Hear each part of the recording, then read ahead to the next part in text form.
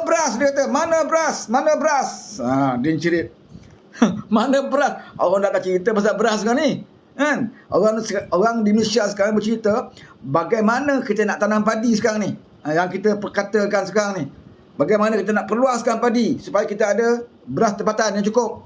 Tak bergantung berimport. Ini yang kerajaan cerita sekarang. Dia cerita, mana beras? Mana beras? Mana beras?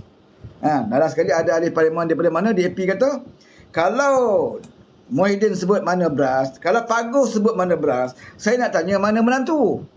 Baru dah kena sebiji. Dia sibuk-sibuk tanya beras. Beras, biras, biras, beras. Menantu dia sebab sekarang tak balik-balik, saudara. Beras dikatakan tak ada. Walau rakyat Malaysia masih makan. Teruk sangat ke rakyat Malaysia ni sampai muda kita, mana beras? Mana beras? Sebab satu rumah saja yang angkat bendera putih.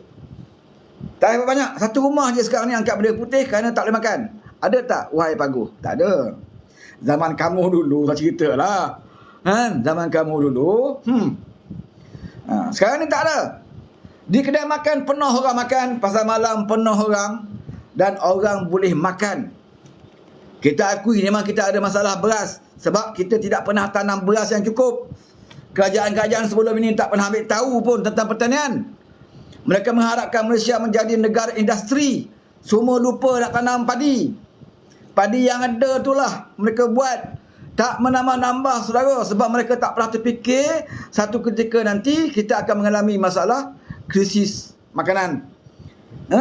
Selama kita bergantung dengan import, beras import. Sekali negara lain ada masalah, dia hentikan import, menggelupur kita.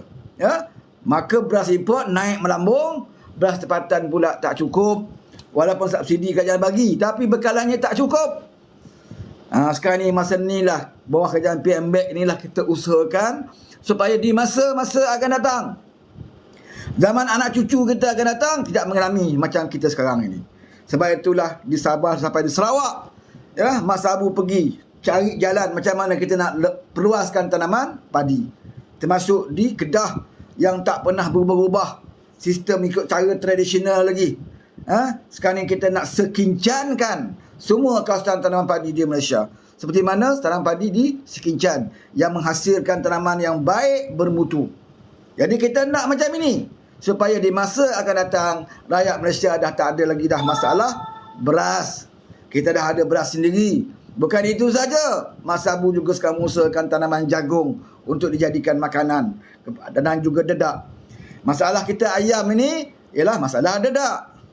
Mahal dedak, ayam melambung tinggi. Tapi alhamdulillah setakat ini, saudara, walaupun nilai ringgit belum sampai ke peringkat yang kita kehendaki, masih lagi tidak memuaskan nilai ringgit kita.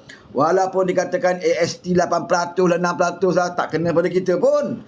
Kena pada orang yang tertentu saja. Tapi harga ayam masih lagi RM7 lebih. Semalam baru ni saya pergi. Baru ni saya pergi. RM7 lebih. Di Pasar Raya Eng Hong, Batu 11, Kuantan. Saya pergi Kuantan, boleh pergi situ. RM7 lebih. Ayam sekilo. Tak sampai RM8, tak sampai RM9. Jauh sekali lah. Zaman Din Cerit tu sampai RM12 sekilo. Itu dalam keadaan nilai ringgit jatuh. Dalam keadaan dah ada cukai yang dikatakan, konon cukai-cukai ni menyusah kita. Mana dia benda yang melibatkan kamu? Tak ada pun. Tak ada pun melibatkan kamu. Tapi ini mainan mereka. Dan inilah yang dijaja.